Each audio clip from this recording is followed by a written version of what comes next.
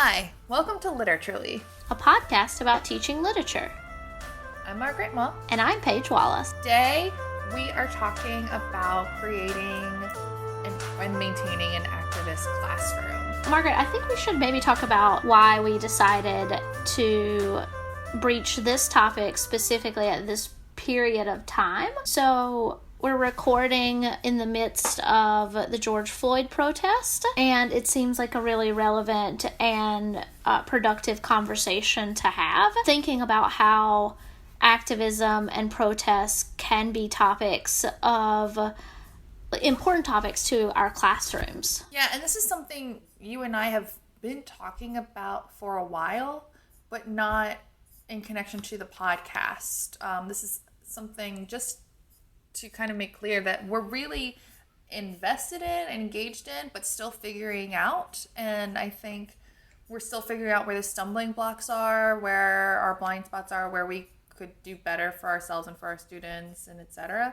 And so this is an episode in particular I'd really love to hear from any listeners about resources they have, what's worked for them in the past, concerns they have, etc. I think for something like this to be a success, it requires a lot of collaboration. Yeah, absolutely. And I think that something we might consider doing also in the future, especially after we hear from listeners, is to talk about like some difficult situations that occur when you are teaching from this like vantage point, right? When you're talking about these topics, especially as educators that are white and privileged in a lot of ways. Yeah. Obviously, like, your students are going to receive things differently depending on how they read your identity. And I often think about, I knew people who received feedback that they always made things about, blackness, etc., because they were black instructors, whereas when I talked about blackness as a white woman, my students didn't read it as, oh, she makes everything about race. And so I think part of this conversation is about, like, how do we leverage that privilege, but also not to drown the voices that are in our classroom. So I guess we could jump in. In prepping for the podcast, we were talking about the difference between, or just how vast protest literature or activism in the classroom, those two topics are incredibly sort of large. And so we can't talk about everything here in this one podcast. But the first thing that we want to kind of touch on is this idea of how would we structure that particular class. And I think that it would be important to decide whether or not you want a survey class on protest literature or a special topics class. And so maybe we can bounce some ideas around about the difference between how a survey class would play out versus some of the special topics classes might be interesting to explore. Yeah, so I first want to, clarify something a little bit. That when you first started talking about the difference between a survey or special topics, I was wondering too, with that survey, are you thinking specifically survey of protest literature or something like American literature since 1845, and how do we adapt that for a protest focus? Or is it both? Yeah, I think it could be both, right? So I think you could do a survey of protest literature. Again, that would be something that you'd have to willingly or sort of knowingly say, this is a huge body of work. And so any survey that I do of the entire thing is going to have holes in it. And if you do a survey of protest literature, generally, you'd have to work really hard to not tokenize in that syllabus. Yeah, can't have Native American Week, Asian American Week, etc. That's right. And so I think personally, I would probably encourage it more in an American literature survey course, or a survey course that has a time period in it already. And so what is that sort of sampling of protest literature for that particular time period? I think that's a really good way to approach it. And thinking about, one way I think to avoid tokenizing would be to look for those connections that already exist. I think maybe we've said it before, but nothing exists in a vacuum. When someone's creating protest literature, they're not just engaged in what they're challenging, but also who's writing with them or along those same lines, or like whose work are they adapting, etc. And that can be a way to start thinking about that wider network and not isolating your authors into one narrow identity. Absolutely. And I think just off the cuff, I'm thinking about the connection between religion and protest literature. And so I don't know if that would move us into special topics, but it seems like maybe religion is broad enough that you could use it in a survey course as a way of orienting. So what's the history of Catholicism and protests? How do we see different peoples from different cultures or religious backgrounds wield their religion differently in these sort of moments of protest? This is not what you were thinking of. Okay. I immediately thought, I guess in this, maybe you could do something with it. But Heloise and Abelard. How did I know? I feel like I knew that you were going to bring up this. I'm not surprised at all. No, you shouldn't be. For anyone who doesn't know me, they're my favorites. I love them almost as much as I love Delaware. If you're not familiar, Abelard is a 12th century Catholic philosopher, and Eloise was known as the smartest woman and most beautiful woman in Europe, and they had an affair, which people, aka her family, were not happy about, and so her family castrated him in the middle of the night, as you do. But what I was thinking about specifically with this is that years later, after he writes his autobiography, she gets a copy of it and sends him letters, because he depicts her in his autobiography as this innocent girl that he seduced, and it's all his fault. He corrupted her. He's so sorry. And she writes these letters, and are like, how dare you? I wanted to do it, and I would do it again. I miss you. I miss your body. I miss having sex. I loved it.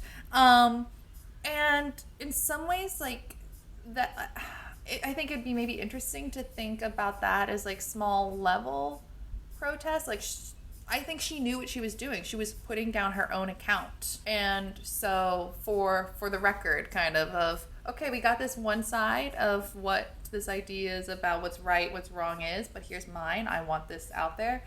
And she's kind of his intellectual equal, and she's taking that stand. But that would definitely be a creative way to look at a protest. Well, I think, though, it could be a really interesting way at the beginning of a course like this to sort of define the parameters for protest literature, to say that protest literature is an interruption of the narrative, the accepted narrative. And so how do we classify text in this particular genre? I think that would be an interesting way to do that. Yeah, she's definitely interrupting. You also might think of Christine de Pizan's City of Ladies. Yeah, absolutely. And that interruption, that I think is more straightforward protest, but changing the record.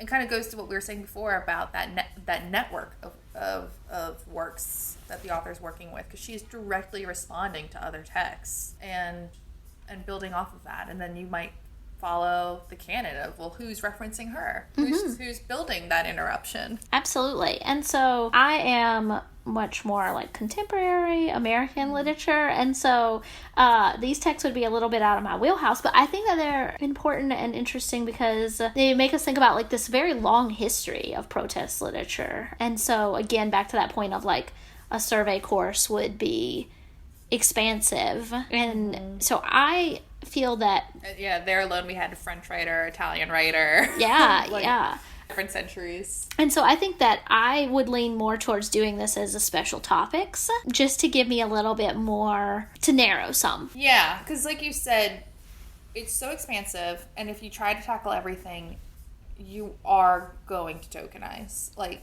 every single identity, because you're just not going to have any representation. So the more narrow you go, the more specific you can be, which also I think will lead to that universality. Like, your students will find the connections, and you'll be able to talk about all of these intersects, but you need to make sure you're giving them the foundation that they can do that, and I think that specificity will help.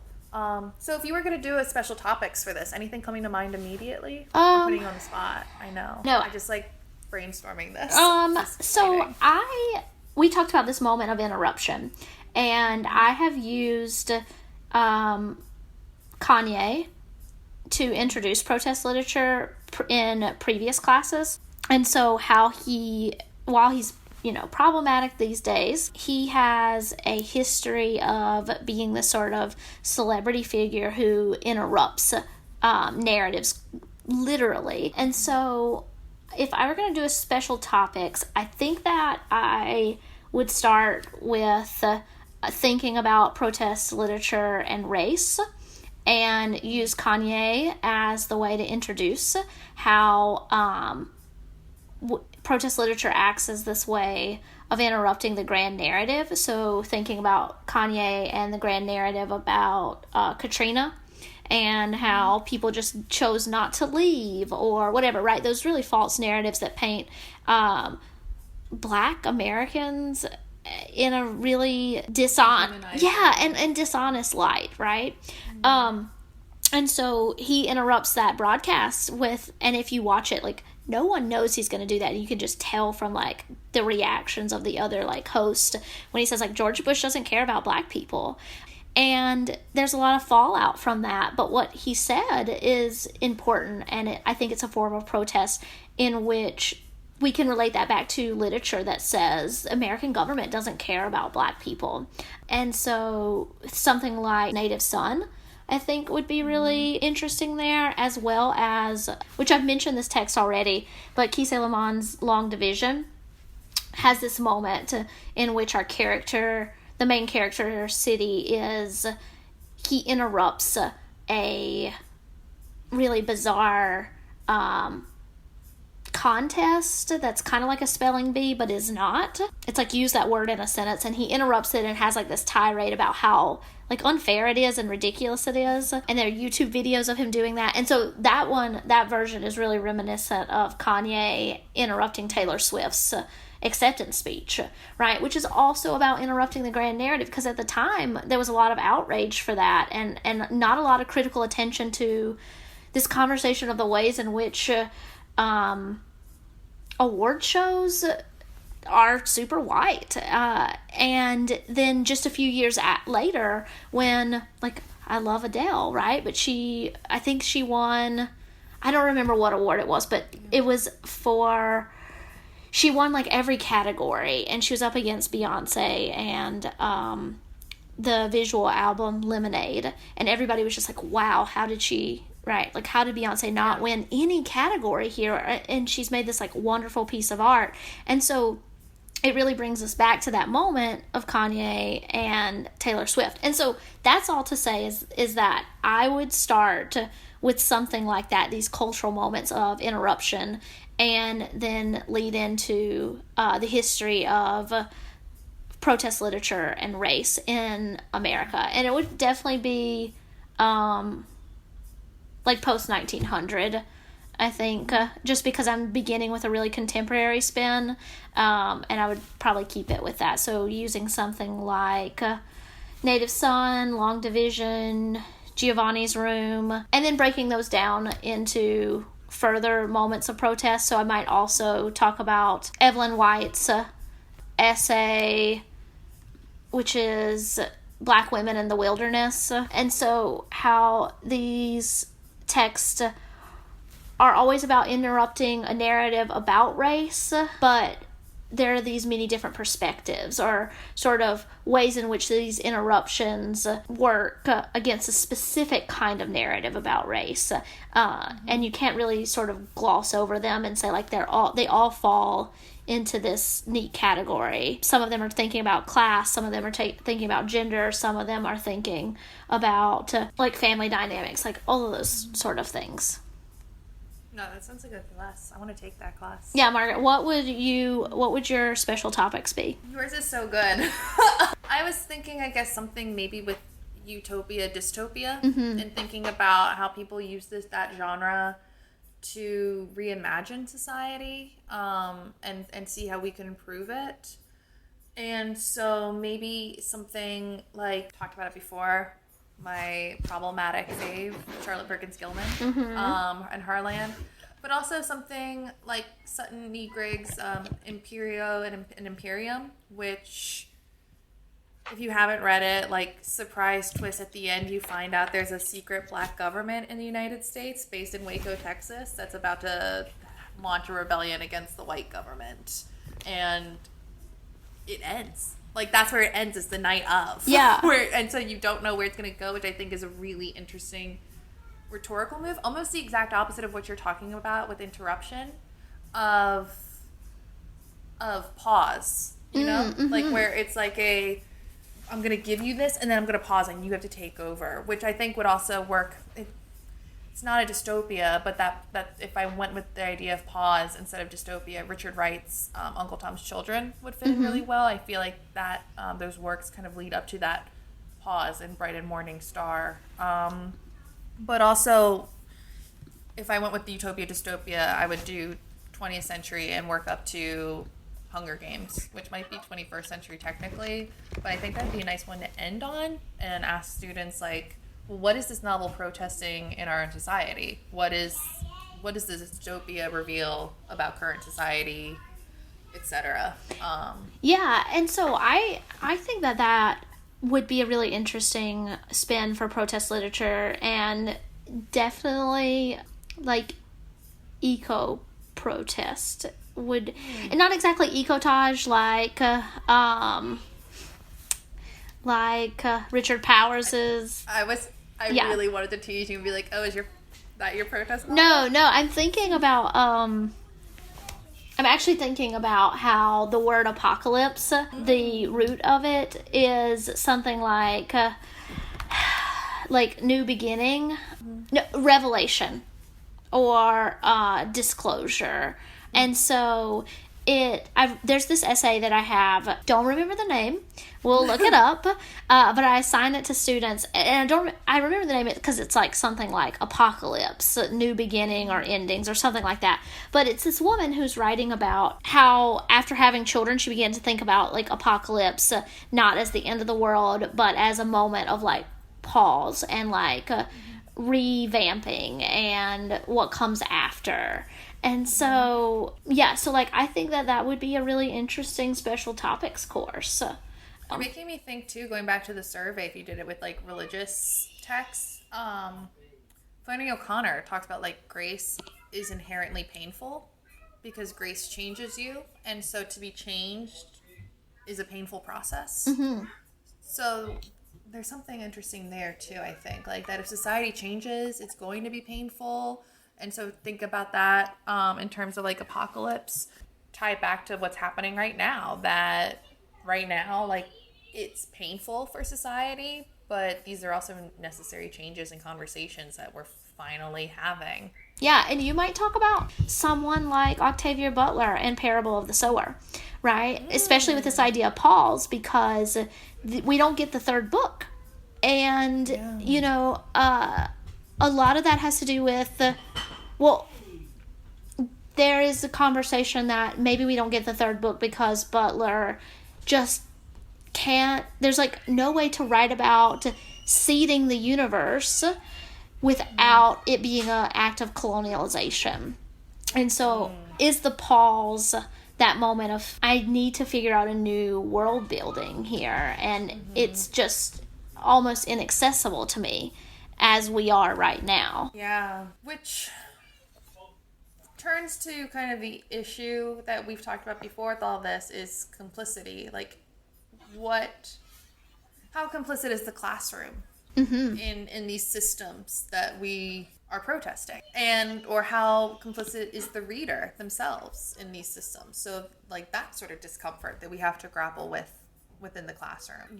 You talked about this in the beginning of our recording today, that you're going to get students who are uncomfortable because they're going to feel like they're the object of attack. And so how to separate that, and can you, like the saying always is, the personal is political. Yeah, and I think that also with that line of thought, it has us sort of think about our own complicity in terms of, is it enough to just teach these texts and talk about them. Because, I mean, I think that we would probably both agree that no, that's not enough. And so I don't think we're quite ready to move there yet, but later we're going to talk about activism in the class and how that could be a part of, like, your scholarly identity and sort of, but yeah, I think it's connected to this idea of complicity. Yeah, so I think, like, one way we can start having our students grapple with their accountability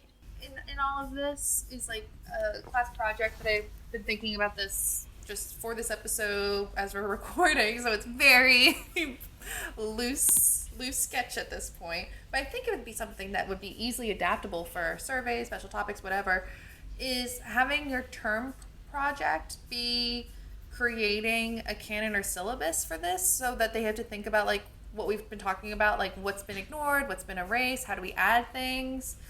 So if we're going to create, like, a new canon of protest literature, like, what should be included on it and why, and justifying those choices and providing context. Maybe it would be somewhat like of an exhibit.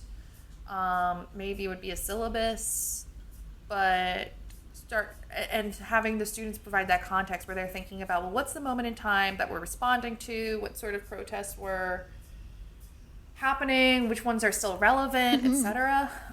But I think that would be a fantastic project, and I think that also the more you flesh that out, the more possibilities there would be for that. So I'm thinking about how could that project be adaptable based on a student adaptability, right? Yeah. So if they're an education major, how could they think about their particular canon for the books that they use in their classrooms? Or if they are a journalism major, how could they think about the history of like Black journalists, right? Which is really relevant right now with the New York Times currently.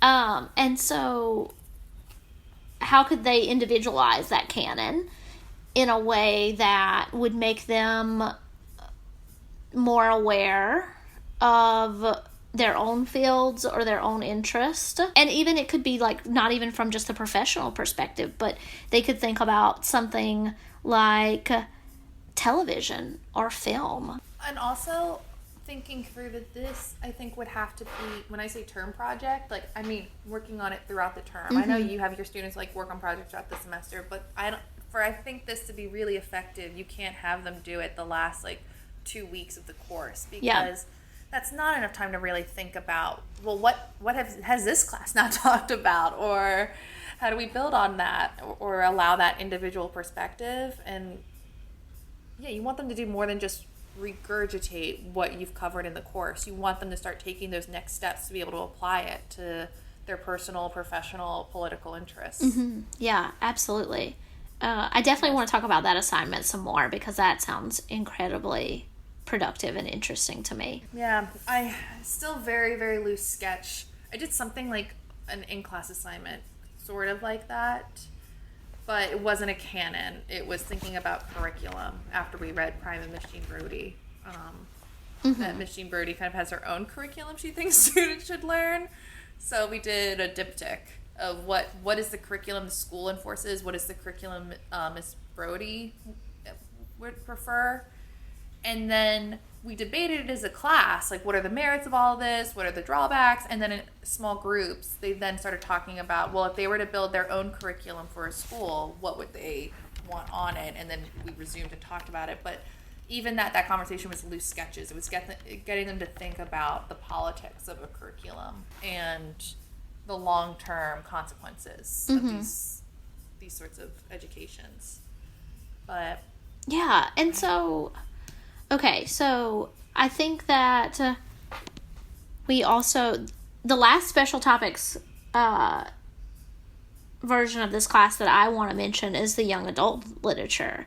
Oh, yeah, I want to hear about this. Yeah, well, I mean, it's definitely not as well fleshed out, but I would be really interested in teaching young adult novels through this idea of the protest literature, and maybe even of maybe specifically about protesting modesty culture, or this idea of, like virginal worth, because I think you have two camps of young adult literature.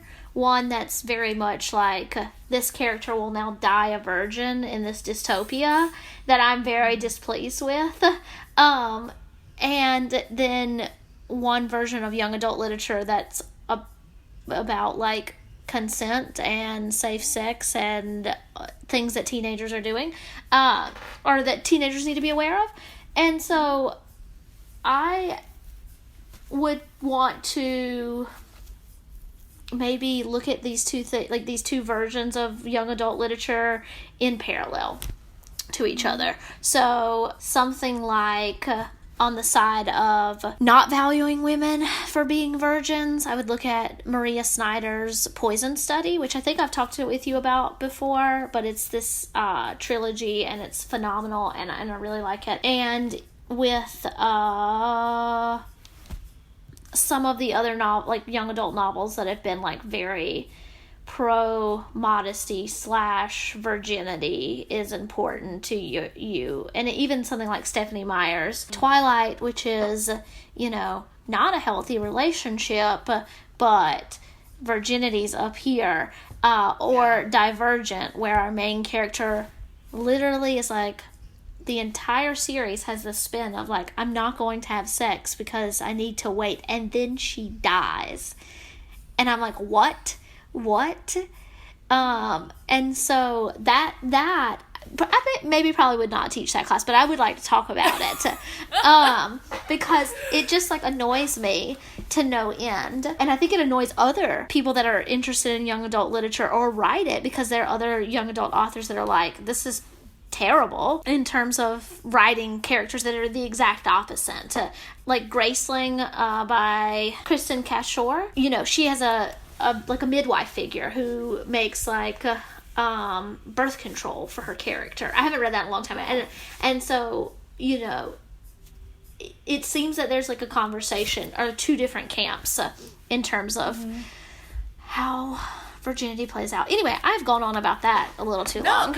Well, no, I think that's interesting, and that kind of, we can use that to pivot. So thinking about when you were talking about birth control, like I was even thinking that could be a special topics course, and I won't belabor that point, but like there's a lot in the 20th century, early 20th century, you start to see more narratives that are specifically about birth control, like both pro and anti, as different countries are grappling with like, okay, we have the technology, do we want the technology? And it very much like is, like you're saying, like all these different camps start popping up, and they're using novels, short stories to kind of further their political agenda, whether they're pro or against. And so there's been a lot more scholarly interest paid attention to this. I'm going to shout out to kind of a fellow alum who, she was not in the program with us, but her work was really influential for me, Amy Armand Wilson, who wrote Conceived in Modernism, so she looks at kind of this modernist works as in the aesthetic of birth control movements, and it's really interesting. What I'm getting to is that this research is really important to understand these sorts of movements, and looking for research that wasn't necessarily considered important for a long time. That 1950s, 1960s, 1970s, like when people are doing research on birth control, they're not necessarily turning to modernist works or commercial advertisements, but now we are. And so we're rethinking like what in the archive is important to us, or how we're going to use the archive. And I think that's something, you could have it be your own course, you don't have to, but in the literature course, I think we really need to be more consistently thinking about the ethics of research and addressing that with our students. Have you seen it on Twitter page too? Like these conversations about like your citations are political, like who are you citing? Absolutely. Yeah, and I don't think we have those sorts of conversations with our students enough. Yeah. Like, who are you citing? Yeah, I think you're right, and I think that we've seen more and more feminist scholars bring that question to head of who, on whose shoulders are you standing? And I think that that's really relevant. Yeah, and so like thinking about not just representation in your narratives, but representation in your research, getting those perspectives, addressing with your students that all sources are biased. And so you have to think through not, oh, this is a biased source, so I can't use it, but what's the bias? How does that bias affect the work? How can we determine the bias? Who published it? When was it published? And also thinking, how are you using that source? And like oftentimes I think our ethics of research stop with plagiarism, of that's stealing, don't do it.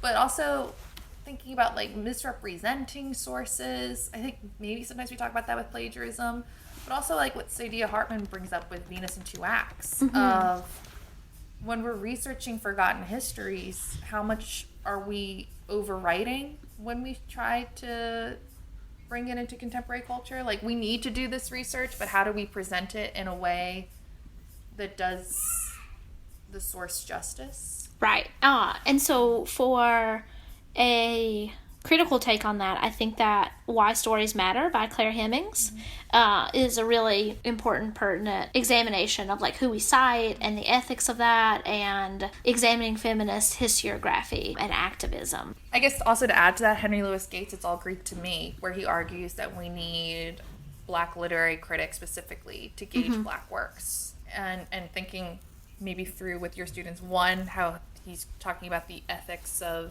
research and scholarly work, but also like using your literary criticism as activism. Like, that's an activist work of scholarship. And how do we use archives? How do we use research? How do we use criticism to further our activism? I don't have the answers, obviously, but I think those are big questions we need to be grappling with our students, because and not expecting like, oh, we'll give them the answers about research and those ethics, because I think everything's up in the air right now. But our students are going to have really smart things to say and point out like, oh yeah, like I don't know really where I'm going with that, but just to say like, I think that sort of conversation can be productive on all ends, right, to bring it into the classroom. Yeah, absolutely. And I think that where you were going was really that we can't sort of stop asking the questions. And these are areas where I think that when you feel that if you have this false sense that you know everything you need to know, then you need to examine that, because there's just like, that's not possible, and maybe shouldn't even be the goal. Yeah, and that if you aren't going to approach a topic until you feel like you know it thoroughly, like, yes, do your due diligence, prepare yourself, don't enter the classroom and just riff on these serious topics, but also be upfront with your students and say like, you don't know everything and you're still working through it. Like, I think sometimes as academics we allow fear of being wrong to prevent us from having these serious conversations, and instead we just need to allow ourselves to share that vulnerable space with our students. Yeah. And to work through it together. Yeah, and to be willing to walk something back, especially like as early career academics. You know, there are times where a student has asked me a really difficult question and I've answered to the best of my ability, and then I go home and I'm like, here's how I should have handled that. You know, I read something and I'm like, that's how I should have handled that. And having that moment where you go back and you say, I did this wrong. And now I want to talk about it differently with you. Sorry, you can see me laughing a little bit maybe, and it's only because I'm remembering a time I did that, and I brought it up the next time I saw my students, but it was a twice-a-week class. And so they were like, oh, we didn't even remember you did that. what were, and I was like, oh, well, I still want you guys to have the corrected answer. But yeah. They were like, oh. They're like, okay, yeah, cool. Yeah. Yeah, totally just like, what is she talking about? But it was still important, I think, like, just to model that of this is how you be wrong. Yeah, I'm really used to that reaction, not from my students per se, but for my kids, where they're like, what? Yeah, okay, sure.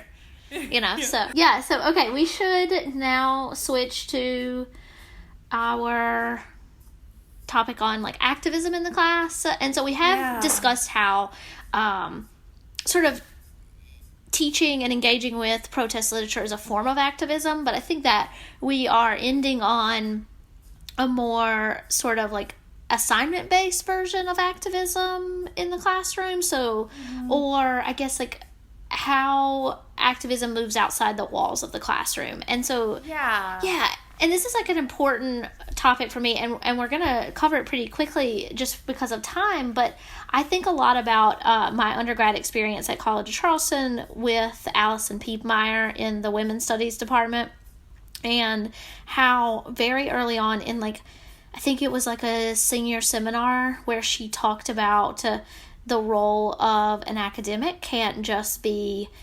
in the ivory tower. And as like a 21-year-old student, I don't think I fully grasped what she meant there.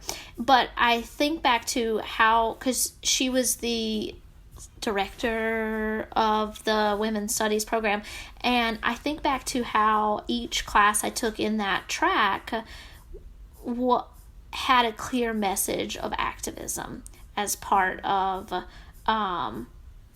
that classroom experience. And so it was in that, I want to say that every class I had some sort of element. Definitely like the intro to women and gender studies class, I know every section had to have an activist project at the end, but I think other classes did as well. I know I took like women in religion and just a couple others that were under that umbrella, and they all had projects that took you outside of academia in some way and outside of the classroom into the community to do work and be connected to a community outside of that sort of insular institution. Yeah.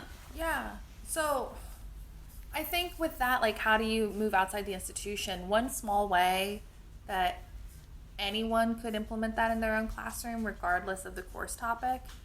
I found an assignment online, and I wish I could give credit. I will look it up afterwards, and I will share this as a resource and link it to the original source. But it was a reflection activity where the assignment was for the student to pick a politician of their choice at any level, local, state, national, and write a letter to them either advocating or like thanking the politician for the work they've already done and like encouraging them to continue, but incorporate the work we did in that class to explain why the student wanted this.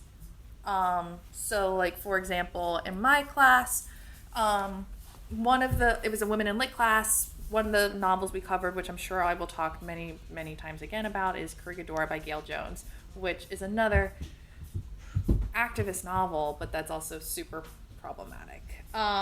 But it was a lot of students' like first introduction to involuntary sterilization and that history of it.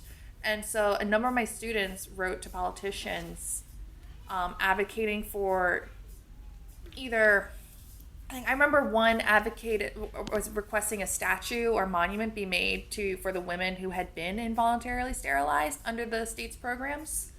Another student wrote a politician to discuss like the laws that were on the books about reproductive rights, things like that. So they all did different takes on it, and also students covered many other works as well. This is just what immediately comes to mind. But thinking about, okay, we read this novel, and by reading this novel, I learned these things, made me think about this. I then researched this, and this is what I think we should be doing as a community right now. And it's, not a huge assignment.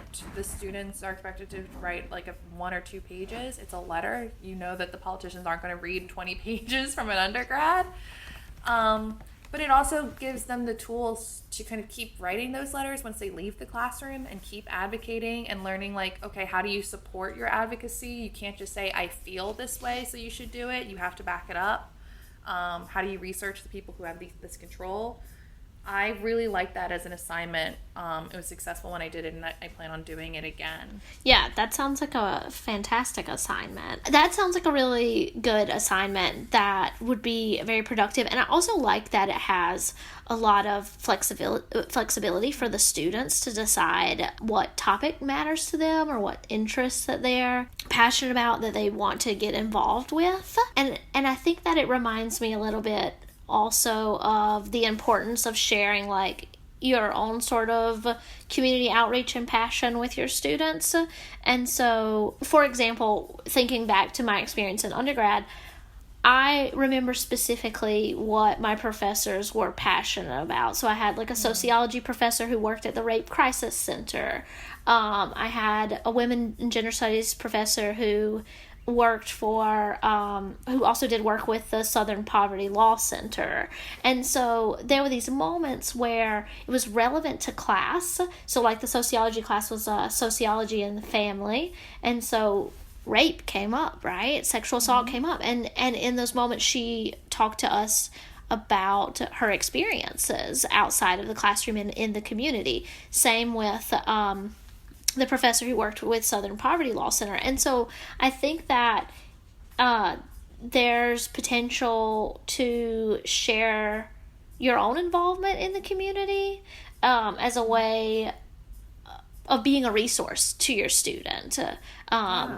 In terms of, I know that a lot of students volunteered at the Rape Crisis Center because of their relationship with their professor, and your students are often maybe just starting out on their own sort of path of like community activism, and that can be a really hard thing to get started in, like an overwhelming thing. And so assignments that are open-ended enough that they can choose the thing that they actually care about outside of just the class is a really good entryway into getting involved like long term in movements. Yeah, I think that's so interesting about how like your professors were able to incorporate their passion for advocacy and how that was able to shape the course.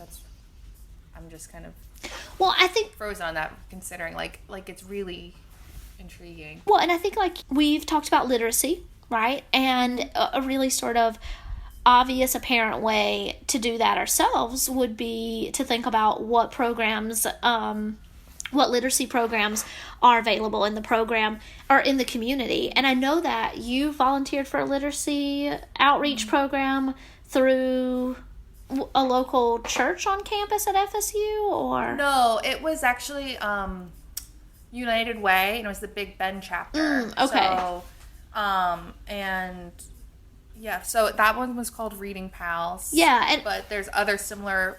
I want to shout this out to listeners to share that reading. It's also Reading Partners in other areas. So if you are passionate about literacy, look up Reading Pals or Reading Partners, because they have a lot of different chapters throughout the country. Yeah, and absolutely. And another thing that I always shared with my students when I was in Tallahassee was that I was involved with the library system had a literacy / tutoring like across the board program that was volunteer based.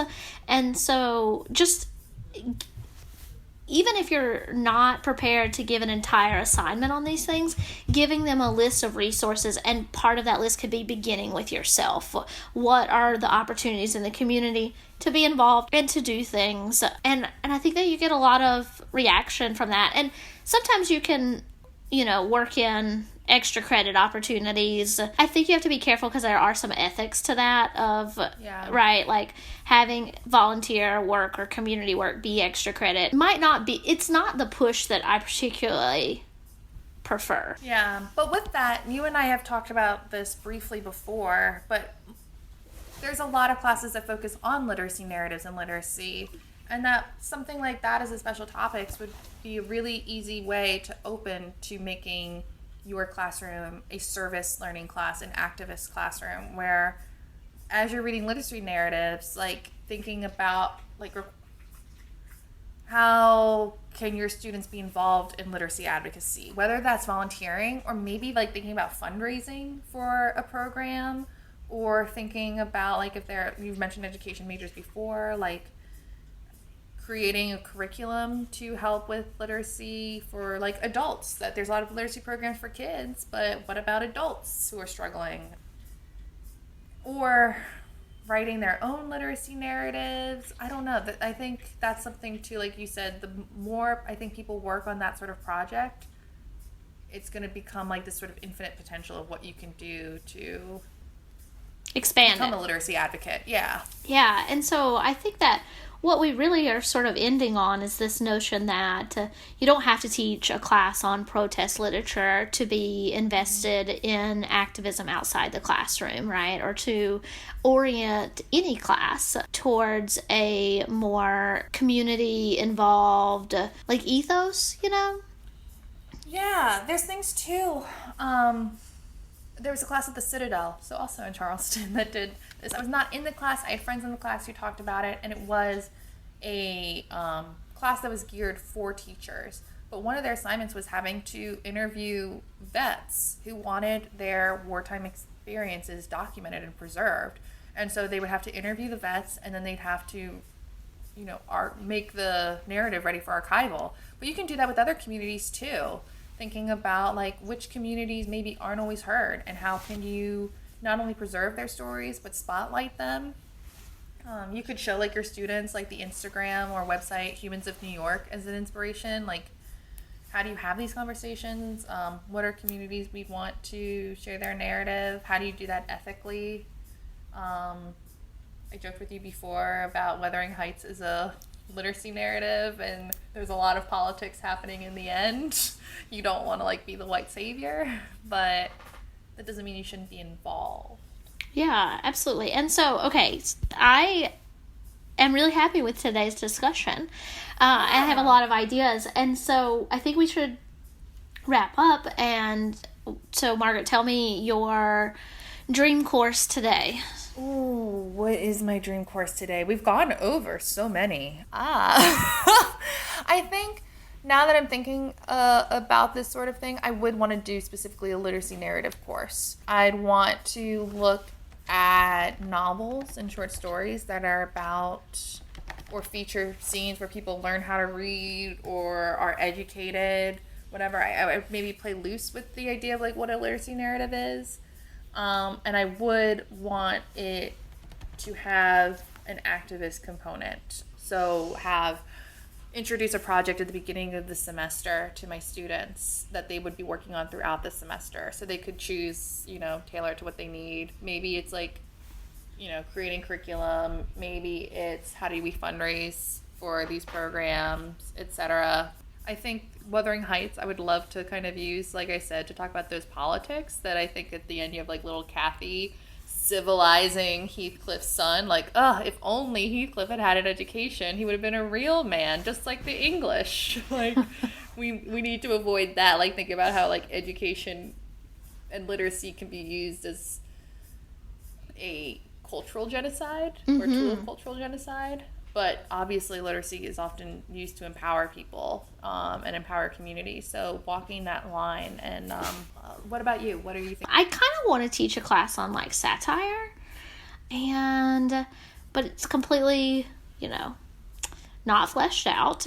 But I think that in a really obvious way, I'd maybe talk about satire and protest and the history of satire with protest. And that feels really broad off the cuff, but so I think I'd have to narrow some. It makes me think though, we read Catch-22 in high school. Yeah, I was thinking about Catch-22. Yeah, that's one of the novels that made me want to become an English major, because of seeing like what language could do with like satire and protest, exactly what you're talking about. And I think something you could do is like think about what makes something funny. Why is it funny?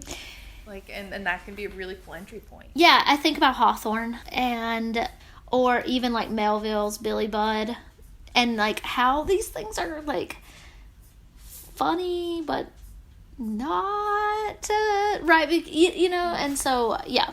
Like, what are we laughing at, or who are we laughing with versus laughing at? Through the tears. Yeah. Yeah. So I think that would be my dream course right now. Well, we want to hear definitely about your dream courses at home. What would be your dream activist course? What would be your dream course in general? What are you doing right now to make these dream courses? Please share, because we want to hear. Yeah, and also, assignments that you think we didn't mention that would be really helpful here for an activist classroom. As we said before, this is collaborative effort. It only works if we're all working it together. Yeah, definitely. Okay, Margaret, we'll talk to you later.